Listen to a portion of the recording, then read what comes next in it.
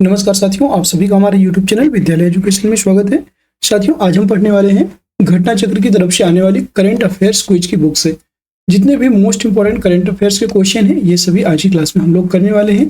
और ये जो है समसामयिक घटनाओं को वस्तुनिष्ठ प्रश्न कोश है, अर्थात इसमें जितने भी महत्वपूर्ण प्रश्न हैं आपको करवाए जाएंगे।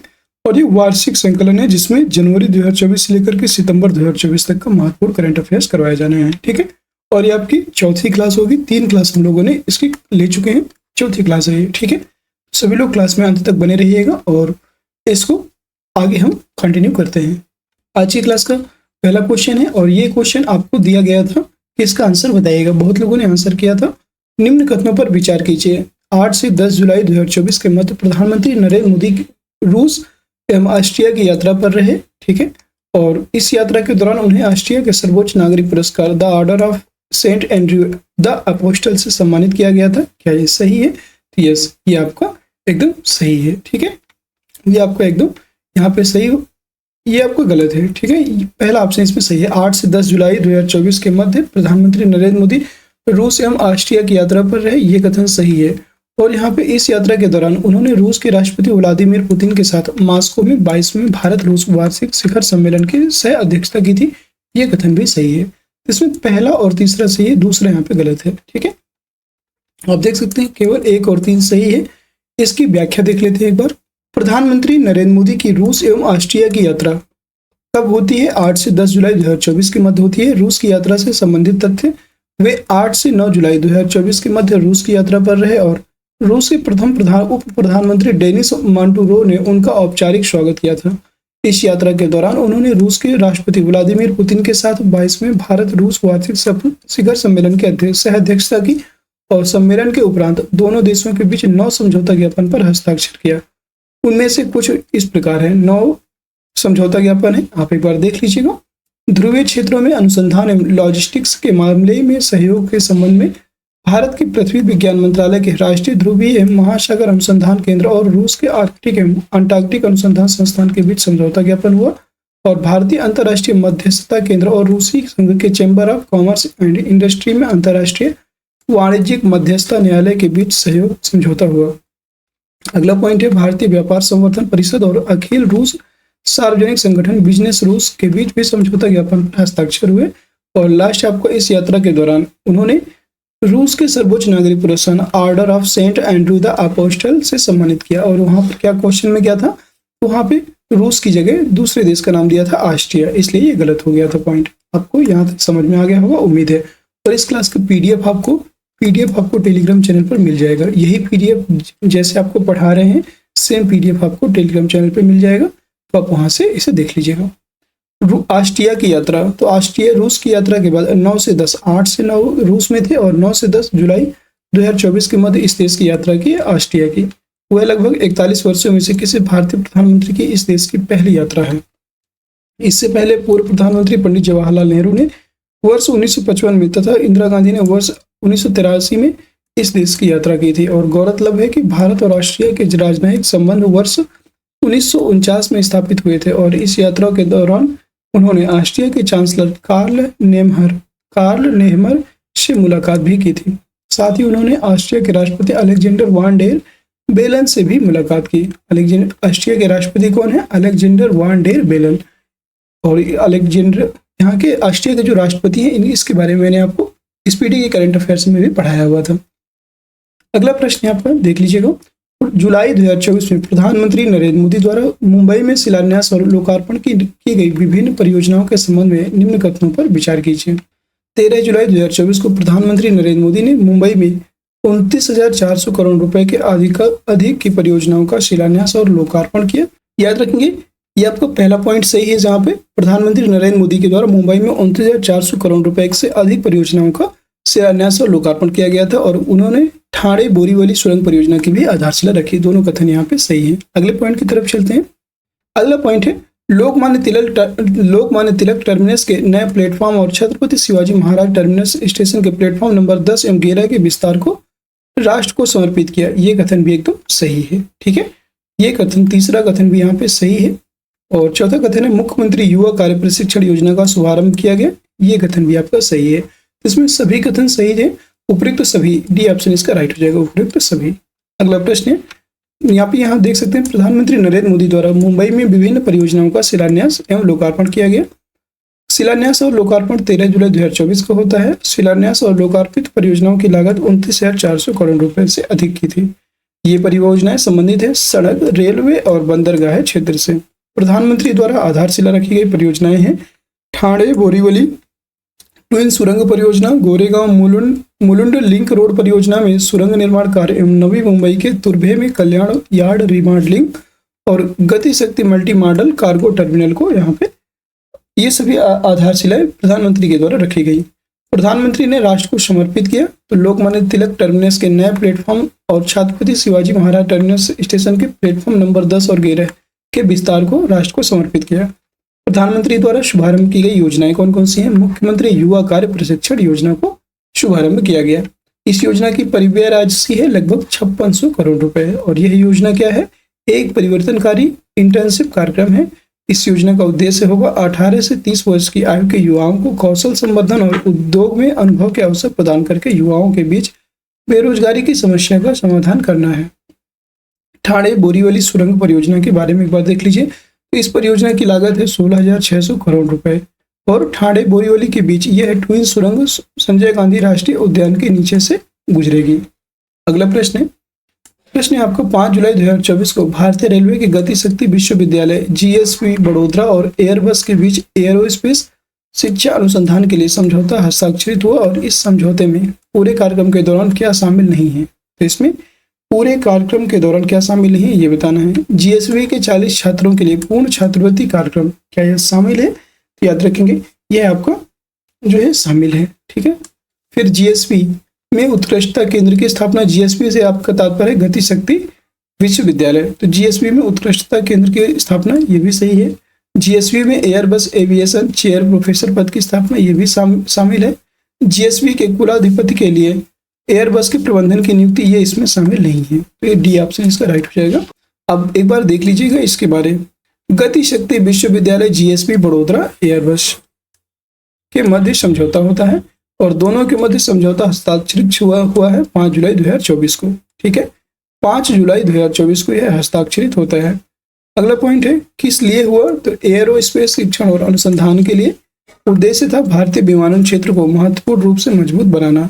समझौते पर हस्ताक्षर होते हैं रेलवे भवन नई दिल्ली में और इस समझौते के पूरे कार्यक्रम के दौरान शामिल है GSV के 40 छात्रों के लिए पूर्ण छात्रवृत्ति कार्यक्रम, GSV में उत्कृष्टता केंद्र की स्थापना और GSV में एयरबस एविएशन चेयर प्रोफेसर पद की स्थापना।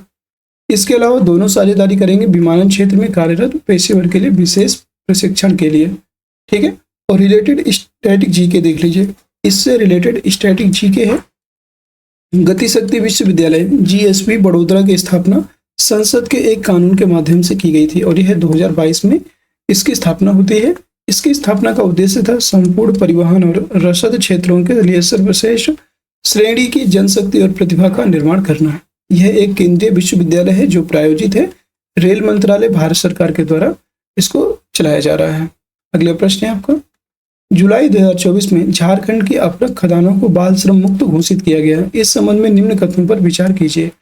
5 जुलाई 2024 को राष्ट्रीय बाल अधिकार संरक्षण आयोग ने झारखंड के अपरक खदानों को बाल श्रम मुक्त घोषित किया है।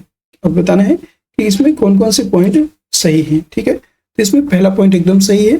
फिर है NCPCR के अध्यक्ष प्रियांक कानूनगो ने घोषणा की है कि यह देश के अपरक खनन में बाल श्रम की आपूर्ति श्रृंखला को खत्म करने का पहला प्रयास है। ये कथन भी सही है। तो इसमें दोनों कथन सही दिए हुए हैं, सी ऑप्शन राइट हो जाएगा आपका, 1 और 2 दोनों। झारखंड की अपरक खदानें बाल श्रम मुक्त घोषित हो चुकी हैं। कब हुई हैं? 5 जुलाई 2024 को। घोषणा करते थे राष्ट्रीय बाल अधिकार संरक्षण आयोग NCPCR के अध्यक्ष और यह घोषणा की गई थी झारखंड के कोडरमा में आयोजित एक कार्यक्रम में। NCPCR के अध्यक्ष प्रियांक कानूनगो द्वारा की गई घोषणा है और यह देश में अपरक खनन में बाल श्रम की आपूर्ति श्रृंखला को खत्म करने का पहला प्रयास है, इनके द्वारा कहा गया, ठीक है। अगला प्रश्न है आपका 4 जुलाई 2024 को केंद्र सरकार ने दूरसंचार अधिनियम 2023 की किन धाराओं को 5 जुलाई 2024 से लागू करने के लिए राजपत्रित अधिसूचना जारी की है, ये बताना है। तो आपको याद रखना है धारा 6 से 8, 48 और 59B, धारा 6 से 8, 48 और 59B को इसमें शामिल किया गया है। इन्हीं को राजपत्रित अधिसूचना जारी की है लागू करने के लिए। बी ऑप्शन करेक्ट हो जाएगा। दूरसंचार अधिनियम 2023, केंद्र सरकार द्वारा इस अधिनियम की कुछ धाराओं को लागू करने हेतु राजपत्रित अधिसूचना जारी की है। कौन कौन सी कब जारी की? 4 जुलाई 2024 को। और लागू की जाने वाली धाराएं हैं धारा 6 से 8, 48 और 59 भी, याद रखेंगे। ये धाराएं लागू होंगी 5 जुलाई 2024 से, मतलब वर्तमान में लागू हो चुकी हैं। और इस अधिनियम का उद्देश्य है दूरसंचार सेवाओं व दूरसंचार नेटवर्क के विकास, विस्तार और परिचालन, स्पेक्ट्रम का आवंटन और उससे जुड़े मामलों से संबंधित विधि को संशोधित व समेकित करने से है। यह अधिनियम निरस्त करता है भारतीय टेलीग्राम अधिनियम 1885 और भारत वायरलेस टेलीग्राम अधिनियम 1933 को। जो पुराने अधिनियम थे उनको निरस्त करके ये नया कानून बनाया गया है। अधिनियम को राष्ट्रपति की मंजूरी मिली 24 दिसंबर 2023 को दे दी गई थी और 26 जून 2024 से पहले इस अधिनियम की लागू धाराएं थी धारा 1, 2, 10 से 30, 42 से 44, 46, 47, 50, 58 और 61 और 62, ये सभी धाराएं पहले इस अधिनियम की लागू थी। अगला इसमें पॉइंट है 5 जुलाई 2024 से लागू की गई धाराओं की मुख्य विशेषताएं क्या होंगी? स्पेक्ट्रम का वांछित उपयोग। यह अधिनियम द्वितीय कारभार, साझाकरण, व्यापार पट्टे और स्पेक्ट्रम के समर्पण जैसी प्रक्रियाओं के माध्यम से दुर्लभ स्पेक्ट्रम के कुशल उपयोग हेतु कानूनी ढांचा प्रदान करता है। अगला है इसके अतिरिक्त यह स्पेक्ट्रम के उपयोग को तटस्थ तरीके से लचीला, उदार और तकनीकी रूप से संभव बनाता है। अगला पॉइंट है दूरसंचार को अवरुद्ध करने वाले उपकरणों के उपयोग पर प्रतिबंध, इसमें प्रतिबंध लगाया गया है।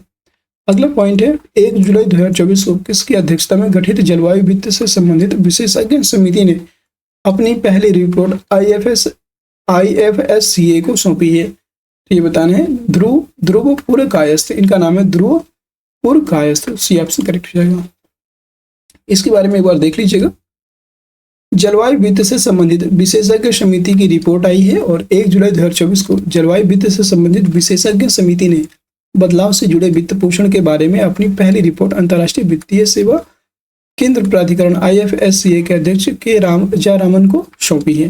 और साथियों अगर क्लास पसंद आ रही हो तो आप सभी से एक गुजारिश है कि एक बार क्लास को लाइक कर दीजिए, शेयर कर दीजिए। साथियों आप लोग क्लास देखते हैं और लाइक नहीं करते, ना ही शेयर करते, और चैनल में नए हैं तो चैनल को सब्सक्राइब जरूर कर लीजिएगा, ठीक है। एक्चुअली हम क्लास समाप्त होने के बाद ही आपको ये सब बोलते हैं, लेकिन इसलिए बोलना पड़ रहा है ताकि आप लोग देखने के बाद चले जाते हैं। तो प्लीज़ सभी लोग कोशिश करें कि लाइक कर दिया करें, शेयर कर दिया करें, और आपकी जो भी डाउट्स हों आप हमसे पूछ सकते हैं। इस क्लास के PDF आपको तुरंत मिल जाएगा, क्लास के अंत के में जो है ये मिल जाएगा आपको टेलीग्राम चैनल पे। तो वहाँ से आप जैसे ही जो टेलीग्राम चैनल को ज्वाइन कर लीजिएगा, इसी वीडियो के लिंक में डिस्क्रिप्शन में लिंक दिया हुआ है, और वहाँ से ज्वाइन करके इसको डाउनलोड कर सकते हैं PDF, और दोबारा से आप अपने इसे पढ़ सकते हैं। इस समिति का गठन 21 दिसंबर 2023 को IFSCA द्वारा किया गया था। समिति के अध्यक्ष ध्रुवपुर कायस्थ, समिति के अध्यक्ष ध्रुवपुर कायस्थ निदेशक हैं विकास एवं संस्थागत उन्नति, ऊर्जा, पर्यावरण और जल परिषद हैं। इसमें नीतिगत, थिंक टैंक, मानक निर्धारक, सलाहकार, उद्योग जगत और वैश्विक वित्तीय संस्थानों के विशेषज्ञ शामिल हैं, ठीक है। प्रश्न है आपका जून 2024 में स्टील स्लैग रोड पर पहला अंतर्राष्ट्रीय सम्मेलन 2024 कहाँ आयोजित किया गया था, ये बताना है। जून 2024 में स्टील स्लैग रोड पर पहला अंतर्राष्ट्रीय सम्मेलन 2024 कहाँ आयोजित किया गया? तो इसका राइट आंसर हो जाएगा आपका नई दिल्ली। यह नई दिल्ली में आयोजित किया गया, ठीक है साथियों। अगला पॉइंट है यहाँ पे स्टील स्लैग रोड पर पहला अंतर्राष्ट्रीय सम्मेलन 2024 आयोजित होता है। इसके बारे में एक बार देख लेते हैं। 29 जून 2024 को यह आयोजित हुआ नई दिल्ली में। किसके द्वारा? तो नई दिल्ली स्थित CSIR केंद्रीय सड़क अनुसंधान संस्थान एवं PhD chamber of commerce and industry द्वारा इस्पात मंत्रालय, भारत सरकार एवं नीति आयोग के सहयोग से इसको आयोजित किया गया है। मुख्य विषय की बात करेंगे तो इसकी थीम थी sustainable green infrastructure transforming waste to wealth. यह इसका विषय रहा है। स्टील स्लैग क्या है? बहुत लोगों को थोड़ा सा सोच समझने में प्रॉब्लम होगी। स्टील स्लैग क्या है, तो इसके बारे में भी जान लीजिए। यहाँ से क्वेश्चन आपसे बन सकता है कि स्टील स्लैग के बारे में समझाइए, जो कि वर्तमान में चर्चा में रहा है। तो यह स्टील निर्माण प्रक्रिया के दौरान उत्पन्न होने वाला एक प्रमुख ठोस अपशिष्ट, जिसे सॉलिड वेस्ट कहते हैं, और प्रति टन स्टील उत्पादन में लगभग 200 से 300 किलोग्राम स्टील स्लैग उत्पन्न होता है, यानी कि बहुत भारी मात्रा में इसका उत्पादन होता है।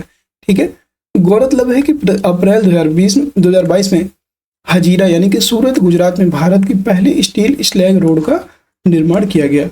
यानी कि जो भी स्टील निर्माण में बनने वाला स्लैग उत्पन्न होता है, ठीक है, एक प्रमुख ठोस होता है, इसको उपयोग किस में कर रहे हैं? रोड के निर्माण में। ठीक है, उम्मीद है यहाँ तक आपको समझ में आए होंगे सारे क्वेश्चन। और अगले प्रश्न की तरफ हम लोग चलते हैं। प्रश्न है आपका 28 जून 2024 को किसने भारतीय अंतरिक्ष अनुसंधान संगठन इसरो द्वारा विकसित 2 जियो पोर्टल ग्रामीण भूमि रिकॉर्ड के दिए भुवन पंचायत संस्करण 4.0 पोर्ट और आपातकालीन प्रबंधन के लिए राष्ट्रीय डेटाबेस NDEM संस्करण 5.0 लॉन्च किया है? तो ये है आपके डॉक्टर जितेंद्र सिंह के द्वारा लॉन्च किया गया है। इसके बारे में महत्वपूर्ण घटनाएं या महत्वपूर्ण जितने भी विषय हैं आप देख सकते हैं महत्वपूर्ण पॉइंट को। भुवन पंचायत संस्करण 4.0 पोर्टल और आपातकालीन प्रबंधन के लिए राष्ट्रीय डेटाबेस NDEM संस्करण 5.0 लॉन्च हुआ है और यह दोनों जियो पोर्टल लॉन्च हैं। ये दोनों जियो पोर्टल के द्वारा 28 जून 2024 को लॉन्च किए गए। लॉन्च करता है केंद्रीय मंत्री डॉक्टर जितेंद्र सिंह। दोनों जियो पोर्टल विकसित हुए हैं भारतीय अंतरिक्ष अनुसंधान संगठन इसरो के द्वारा। ठीक है, ये जियो सैटेलाइट है या जियो पोर्टल पर विकसित होते हैं। ये नवीनतम भूस्थानिक उपकरण है।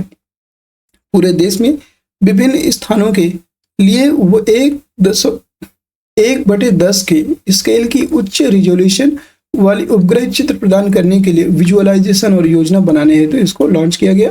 और भुवन पंचायत जियो पोर्टल संस्करण 4.0 का वर्तमान संस्करण है और एक ऑनलाइन भूस्थानिक डेटा और सेवा प्रसार प्लेटफॉर्म जिसे इसको कहा गया है। अगला प्रश्न है जून 2024 में पहला IDF क्षेत्रीय डेयरी सम्मेलन एशिया पैसिफिक 2024 कहाँ आयोजित किया गया? यह आपका कोच्चि में आयोजित होता है। कोच्चि भी ऑप्शन राइट हो जाएगा। पहला IDF क्षेत्रीय डेयरी सम्मेलन एशिया पैसिफिक 2024 आयोजित हुआ और यह 26 से 28 जून 2024 के मध्य आयोजित होता है।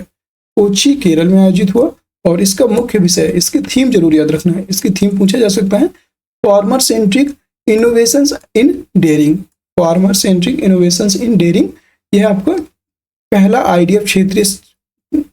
IDF क्षेत्रीय डेयरी सम्मेलन एशिया पैसिफिक की थीम थी। ठीक है, अगले प्रश्न की तरफ चलेंगे। प्रश्न है आपका निम्न कथनों पर विचार कीजिए। निम्न कथनों पर विचार कीजिए। 24 से 28 जून 2024 के मध्य 64वीं अंतर्राष्ट्रीय चीनी संगठन ISO परिषद बैठक नई दिल्ली में आयोजित होती है। यह आपका एकदम पॉइंट सही है। और ISO का मुख्यालय लीमा में है। तो ISO की मुख्यालय की बात की जा रही है। तो ISO का जो मुख्यालय है ये कहाँ स्थित है आपको पता होना चाहिए। और ISO का जो मुख्यालय है ये आपका लीमा में स्थित नहीं है, इसलिए ये गलत हो जाएगा। ठीक है, ISO का मुख्यालय यह गलत हो जाएगा, लीमा में नहीं स्थित है। उपयुक्त कथनों में से कौन से कथन सही है? केवल एक आपका सही हो जाएगा।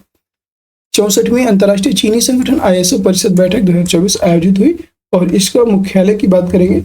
इसका मुख्यालय लंदन में स्थित है। मैं आपको बता देते हैं लंदन UK में स्थित है इसका मुख्यालय। कब होती है यह? 24 से 28 जून 2024 के मध्य इसकी बैठक हुई और भारत मंडपम नई दिल्ली में इसकी बैठक होती है। इसका मुख्य विषय था sugar and bio energy emerging Vistas. ठीक है, और इसकी मेजबानी भारत के द्वारा की गई थी और ISO परिषद ने भारत को वर्ष 2024 के लिए संगठन का अध्यक्ष नामित किया है। इसका मुख्यालय लंदन UK में है। अगला प्रश्न देख लीजिएगा। अगला प्रश्न है आपका यहाँ पे प्रश्न दिया हुआ है।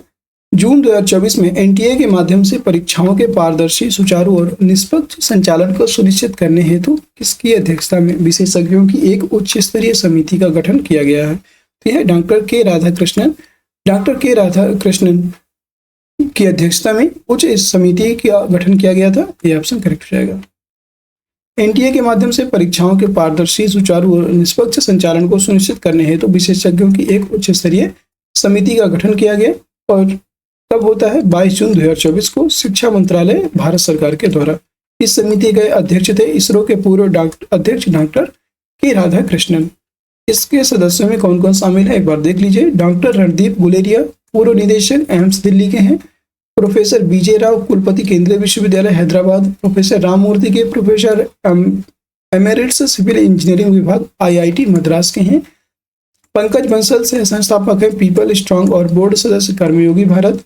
Professor Aditya Mittal dean student affairs IIT Delhi के हैं, और गोविंद जायसवाल संयुक्त सचिव शिक्षा मंत्रालय भारत सरकार, ये सभी शामिल हैं। अगला प्रश्न है, निम्न कथनों पर विचार कीजिए।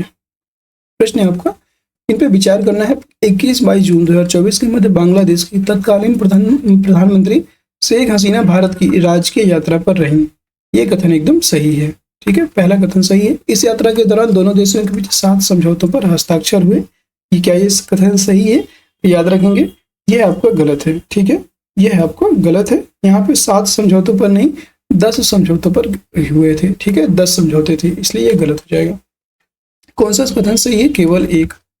बांग्लादेश के तत्कालीन प्रधानमंत्री शेख हसीना की भारत यात्रा 21-22 जून 2024 के मध्य हुई। 18वीं लोकसभा चुनाव के बाद भारत में सरकार बनने के बाद उनकी यह पहली द्विपक्षीय राजकीय यात्रा थी।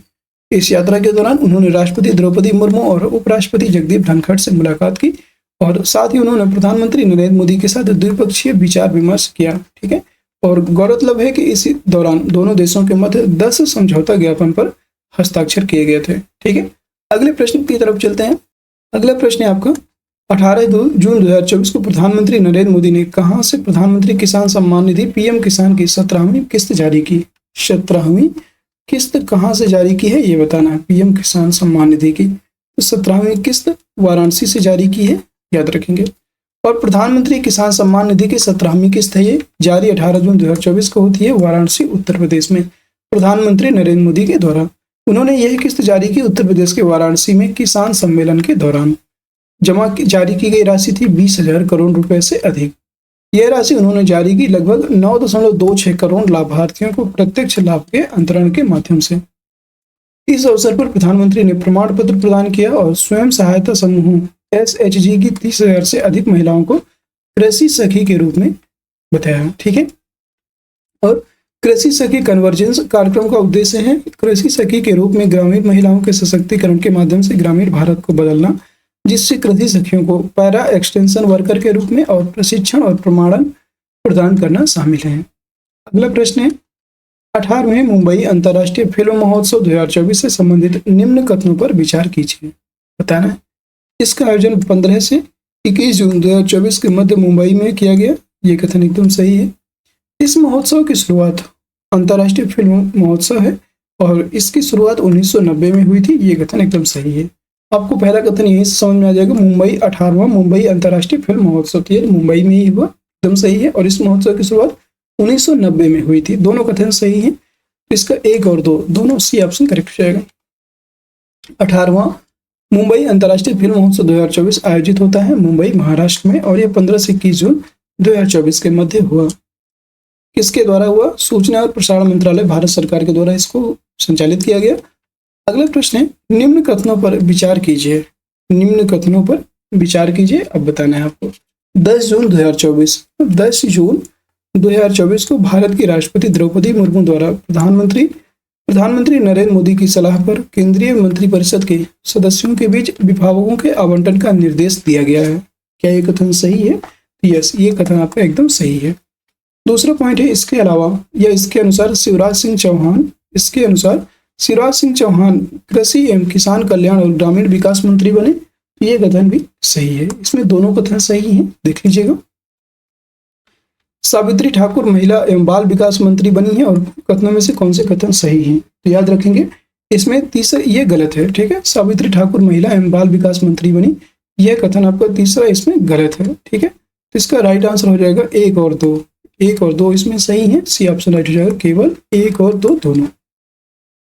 नए केंद्रीय मंत्रिपरिषद का गठन। नए केंद्रीय मंत्रिपरिषद का गठन होता है 10 जून 2024 को। किसके द्वारा? प्रधानमंत्री नरेंद्र मोदी की सलाह पर राष्ट्रपति द्रौपदी मुर्मू के द्वारा। और मैं यहाँ पे आप सारे जितने भी कैबिनेट हैं, आज कैबिनेट के बारे में इसी क्लास में बता दूंगा, ताकि अगर आपने पहले पढ़ रखा है तो आपका रिकॉल हो जाएगा। और अगर आप अभी तक कैबिनेट के बारे में नहीं पढ़ा था, मोदी कैबिनेट 3.0, अगर अभी तक आपने नहीं पढ़ा है तो एक बार देख लीजिएगा। यहाँ से क्वेश्चन प्रबल संभावना है कि आपसे कोई भी क्वेश्चन एक बन सकता है आपके एग्जाम में। प्रधानमंत्री नरेंद्र मोदी के पास कौन कौन से विभाग हैं, एक बार देख लीजिएगा। प्रधानमंत्री नरेंद्र मोदी प्रधानमंत्री तथा निम्न मंत्रालयों के प्रभारी कार्मिक लोक शिकायत और पेंशन मंत्रालय, परमाणु ऊर्जा विभाग, अंतरिक्ष विभाग, सभी महत्वपूर्ण नीतिगत मुद्दे और अन्य सभी विभाग जो किसी मंत्री को आवंटित नहीं किए गए हैं, ये सभी मंत्रालय किसके पास है? प्रधानमंत्री नरेंद्र मोदी के पास। अब हम बात करेंगे कैबिनेट मिनिस्टर, कैबिनेट मंत्री की बात कर लेते हैं। राजनाथ सिंह आपके डिफेंस मिनिस्टर यानी कि रक्षा मंत्री हैं। अमित शाह की बात करेंगे, गृह मंत्री और सहकारिता मंत्री हैं। अगले बात करेंगे नितिन जयराम गडकरी, ये बने हैं सड़क परिवहन और राजमार्ग मंत्री। जगत प्रकाश नड्डा, जेपी नड्डा की बात करेंगे, ये है स्वास्थ्य और परिवार कल्याण मंत्री तथा रसायन और उर्वरक मंत्री हैं। शिवराज सिंह चौहान की बात करेंगे तो यह कृषि और किसान कल्याण मंत्री हैं और ग्रामीण विकास मंत्री हैं। अगला पॉइंट है निर्मला सीतारमण वित्त मंत्री हैं और कारपोरेट मंत्री हैं निर्मला सीतारमण, ठीक है। सुब्रमण्यम जयशंकर, इन्हीं को एस जयशंकर आपने बहुत बार पढ़ा होगा, और यह है आपके विदेश मंत्री हैं एस जयशंकर। मनोहर लाल खट्टर की बात करेंगे, ये अभी तक हरियाणा के मुख्यमंत्री थे, लेकिन वर्तमान में अगर बात करेंगे तो वर्तमान में आवासन और शहरी कार्य मंत्री हैं, याद रखिएगा, और तथा ऊर्जा मंत्री भी हैं मनोहर लाल खट्टर। अगले हैं एच.डी. कुमारस्वामी की बात करेंगे तो ये भारी उद्योग मंत्री और इस्पात मंत्री हैं। पीयूष गोयल वाणिज्य और उद्योग मंत्री हैं। फिर आपके धर्मेंद्र प्रधान शिक्षा मंत्री हैं। जीतन राम मांझी की बात करेंगे, सूक्ष्म लघु और मध्यम उद्यम मंत्री हैं। राजीव रंजन सिंह उर्फ लल्लन सिंह की बात करेंगे तो यह पंचायती राज मंत्री तथा मत्स्य पालन मंत्री और पशुपालन और डेयरी मंत्री भी हैं, ठीक है। सर्बानंद सोनोवाल की बात करेंगे तो यह पतन, पोत परिवहन और जलमार्ग मंत्री हैं। डॉक्टर वीरेंद्र कुमार की बात करेंगे, ये सामाजिक न्याय और अधिकारिता मंत्री हैं। किंजरापू राजमोहन नायडू की बात करेंगे, यह नगर विमानन मंत्री हैं। प्रहलाद जोशी आपके उपभोक्ता मामले, खाद्य एवं सार्वजनिक वितरण मंत्री तथा नवीन एवं नवीकरणीय ऊर्जा मंत्री हैं प्रहलाद जोशी। जुएल ओराम की बात करेंगे तो जुएल ओराम जनजातीय कार्य मंत्री हैं। गिरिराज सिंह की बात करेंगे तो यह वस्त्र मंत्री हैं। और अश्विनी वैष्णव की बात करेंगे तो यह आपके रेल मंत्री, सूचना एवं प्रसारण मंत्री तथा इलेक्ट्रॉनिकी एवं सूचना प्रौद्योगिकी मंत्री बनाए गए हैं आपके अश्विनी वैष्णव। ज्योतिरादित्य सिंधिया की बात करेंगे तो यह संचार मंत्री तथा पूर्वोत्तर क्षेत्र विकास मंत्री हैं। फिर भूपेंद्र यादव पर्यावरण, वन और जलवायु परिवर्तन मंत्री हैं। गजेंद्र सिंह शेखावत संस्कृति मंत्री तथा पर्यटन मंत्री हैं। अन्नपूर्णा देवी की बात करेंगे, महिला एवं बाल विकास मंत्री हैं। किरण रिजिजू संसदीय कार्य मंत्री तथा अल्पसंख्यक कार्य मंत्री हैं। हरदीप सिंह पुरी, ये आपके पेट्रोलियम एवं प्राकृतिक गैस मंत्री हैं। डॉक्टर मनसुख मंडाविया, ये आपके श्रम एवं रोजगार मंत्री हैं तथा युवा कार्यक्रम एवं खेल मंत्री हैं। जी किशन रेड्डी, ये आपके कोयला मंत्री तथा खान मंत्री हैं। चिराग पासवान खाद्य प्रसंस्करण उद्योग मंत्री हैं। और C.R. पाटिल की बात करेंगे तो यह जल शक्ति मंत्री हैं, ठीक है।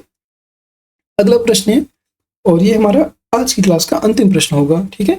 और देख लीजिएगा, जून 2024 में स्वास्थ्य एवं परिवार कल्याण मंत्रालय और रक्षा मंत्रालय के मध्य सशस्त्र बलों के लिए समर्पित टेलीमानस सेल स्थापित करने हेतु समझौता ज्ञापन हस्ताक्षरित हुआ। और वर्तमान में देश के सभी राज्यों और केंद्र शासित प्रदेशों में कितने टेलीमानस सेल कार्यरत हैं, बताइएगा। तो इसमें टोटल 51 कार्यरत हैं, 51 मानस सेल कार्यरत हैं। सी ऑप्शन करेक्ट हो जाएगा। स्वास्थ्य एवं परिवार कल्याण मंत्रालय रक्षा मंत्रालय के मध्य समझौता होता है और दोनों मंत्रालय के मध्य समझौता ज्ञापन पर हस्ताक्षरित हुआ है जून 2024 में। इसलिए हुआ तो यह सशस्त्र बलों के लिए समर्पित टेलीमानस सेल स्थापित करने हेतु इसके मध्य समझौता होता है। और यह उद्देश्य क्या था? पुणे के सशस्त्र बल चिकित्सा महाविद्यालय में 2 वर्ष की अवधि हेतु पायलट परियोजनाओं के रूप में स्वास्थ्य एवं परिवार कल्याण मंत्रालय की राष्ट्रीय टेलीमेंटल स्वास्थ्य हेल्पलाइन टेलीमानस की विशेष सेल के संचालन में दोनों मंत्रालयों के बीच सहयोग को सहज बनाना। इस समझौता ज्ञापन से सुनिश्चित होगा तो सशस्त्र बलों के कर्मियों और उनके परिवारों का मानसिक स्वास्थ्य और कल्याण सुनिश्चित होगा, ठीक है। और दोस्तों, आज की क्लास आपकी यहीं पे समाप्त होती है। कैसी लगी आज आप सभी को क्लास, बताइएगा कमेंट बॉक्स के माध्यम से। क्लास की PDF आपको टेलीग्राम चैनल पर मिल जाएगी। टेलीग्राम चैनल का जो लिंक है आपको वीडियो के डिस्क्रिप्शन में मिल जाएगा, यहाँ से आप इसको ज्वाइन कर सकते हैं। या तो आप सर्च कीजिएगा विद्यालय एजुकेशन ऑफिशियल, जैसे ही आप सर्च करेंगे वहाँ से आपको इसका लिंक मिल जाएगा और ज्वाइन करके आप इसको एनरोल कर सकते हैं, ठीक है। और सभी साथियों से अनुरोध है, क्लास को लाइक जरूर करके जाइएगा, शेयर कर दीजिएगा और चैनल में नए हैं तो चैनल को सब्सक्राइब भी जरूर कर लीजिएगा। सभी साथी जितने भी हैं सब्सक्राइब कर लीजिएगा ताकि आगे आने वाली सारी वीडियोज की नोटिफिकेशन आप सभी को प्राप्त हो जाए। और कोई भी कमेंट हो, कोई भी सुझाव हो तो आप जरूर बताएंगे। ठीक है, फिर मिलते हैं किसी नेक्स्ट क्लास में। तब तक के लिए जय हिंद, जय भारत। आप सभी का दिन शुभ हो।